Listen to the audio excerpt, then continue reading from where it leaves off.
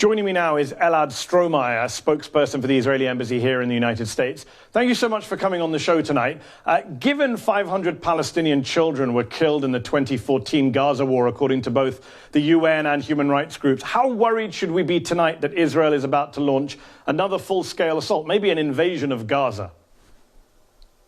Thank you, Mehdi, for inviting me. I think the question you're asking is something to refer to Hamas spokespeople, because eventually the reality on the ground is that quiet will be responded by quiet.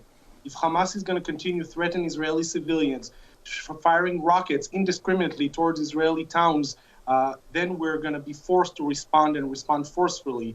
And by the way, this is not just Israel. Any country in the world would have done the same if their cities were attacked under constant attack by rockets, by terrorist organizations. I mean, any country in the world, most countries in the world are not in charge of a decades-long military occupation. But you mentioned Hamas rocket strikes. I think we can both agree that Hamas firing rockets at civilian buildings is wrong. Can we both agree on that? I think we can agree on that, right? That's common ground for us?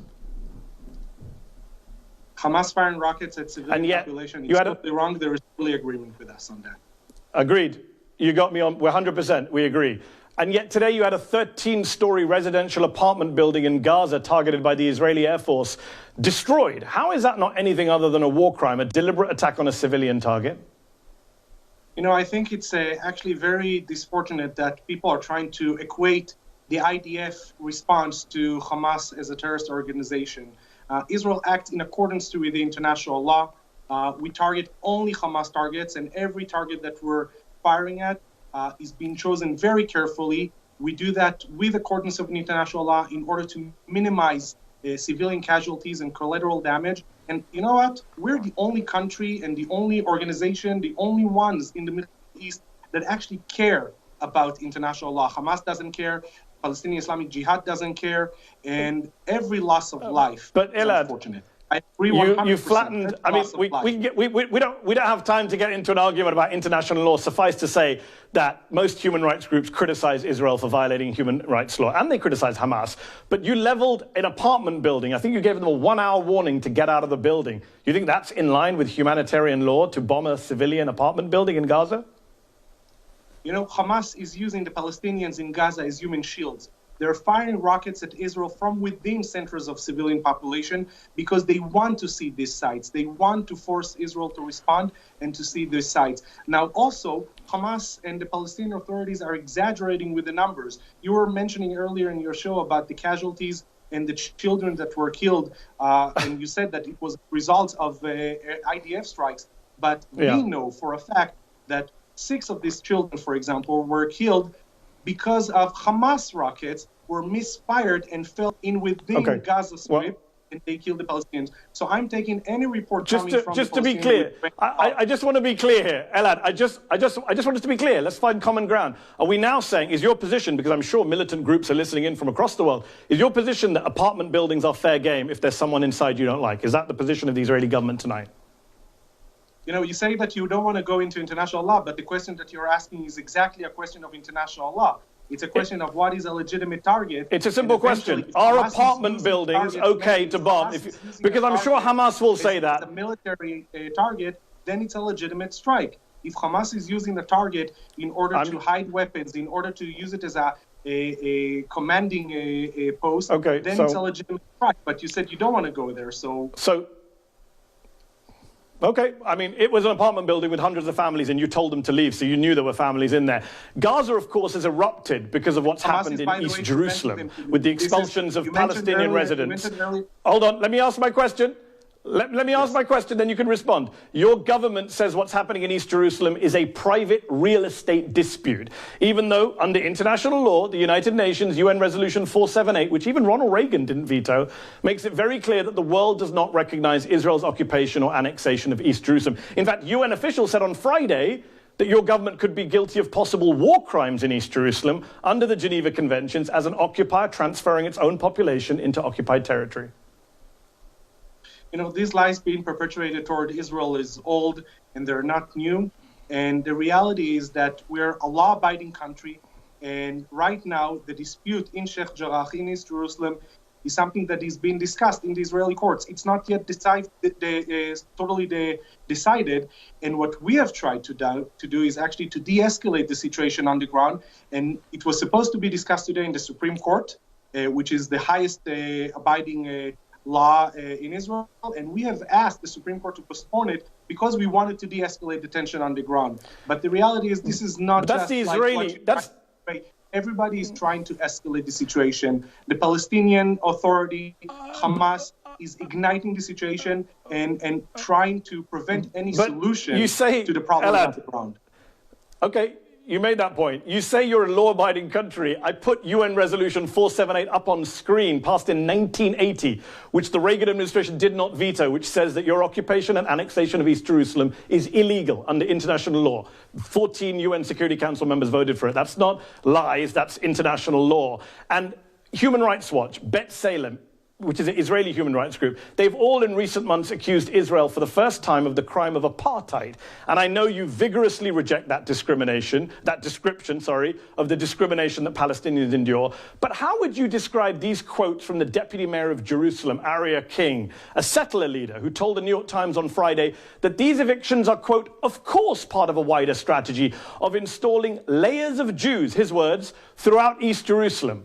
So, okay, it's not apartheid. What would you call that? So, the deputy mayor of Jerusalem is a politician from different politician parties. I speak for the government. The question is, who does he speak for? And there are different opinions in Israel with different thoughts about how to approach that.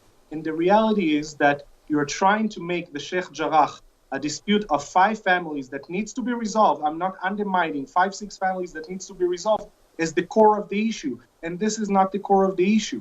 The core of the issue is that they have deeds that prove that they own the land, and there were compromises being offered to the families who live there, and they refused to those compromises because they were incited by the Palestinian authorities, because they wanted us to get to where we are today. If we're going to get... And now that we're trying... Now we're waiting for a Supreme Court ruling on that to see what's going to happen with that. Understood. But if we're going to get into the legal, if we're going to get into, but you're going to that legal. Maybe, if I may, I want to say something. Hold on. If we're going to get into property deeds, Ella, let me ask a question. If we're Ella, you answer. If you're going to get into property deeds, if you're going to get into, hold on. We're almost out of time. If we're going to get into property deeds, I'm sure there's a fair few thousands of Palestinian families who have property deeds and keys which are not being honored by the Israelis. But you say he's just a deputy mayor. I mean, that's an elected official. Another deputy mayor of Jerusalem, Fleur Hassan Nahum, told the Times, quote, "This is a Jewish country. There's only one. And of course, there are laws that some people may consider as favoring Jews. It's a Jewish state." Again, you say apartheid is a wrong description. How would you describe such language from 2 deputy mayors elected, 2 deputy mayors of Jerusalem? 2 deputy mayors.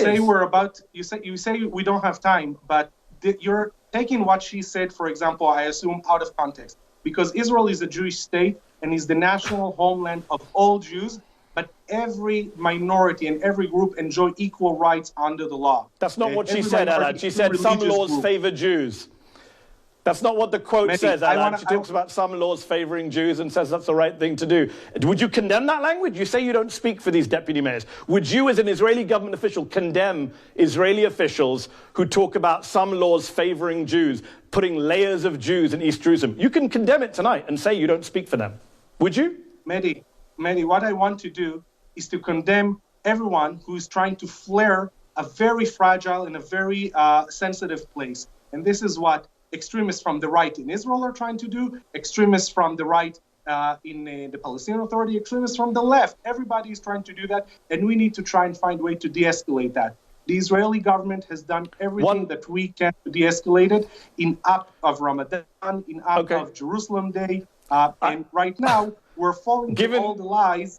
And I want to say one more thing because you said we're about to be out of time. Hold on, no, you're giving, I'm letting you give very long answers. We're out of time. One last quick question. You talk about de-escalation. That's hundreds of Palestinians in hospital tonight might disagree with that description. But opposition to the Israeli government is growing in the US. You just heard Congresswoman Betty McCollum talking about her bill to prevent US taxpayer dollars from being spent in the occupied territories. Even your own former ambassador to the US, Ron Dermer, said over the weekend that Israel should prioritize the passion passionate and unequivocal support of evangelical Christians over that of American Jews, who he said are disproportionately among our critics. That's a pretty damning admission, isn't it? You know, I'm not going to comment of my former boss, who have high appreciation towards him. But I will tell you, as an Israeli official who speaks to you on an official capacity right now, the Jewish community is very important for us. And we're working tirelessly to work with both sides of the Jewish community, liberals and conservative, and also non-Jewish communities. Evangelical Christians is one of them, but not only. African-American communities, Latino communities, the support of Israel in the United States is very important with all the fabrics of the American society. And we're totally out of time, so one last question, yes or no? I can only take a yes or no. You speak for the Israeli government. Does the Israeli government support a two-state solution? We promised under the Trump peace plan to keep the path for a Palestinian statehood open, and this is the policy of the Israeli government. So not a yes. Elad Strohmeyer, thank you so much for your time tonight. Appreciate it. Hi, I'm Mehdi Hasan. Thanks for checking out our channel on YouTube. You can see more of the Mehdi Hasan Show by clicking on any of the videos on this screen, and make sure you subscribe below to stay up to date on the day's biggest stories. Thank you for watching.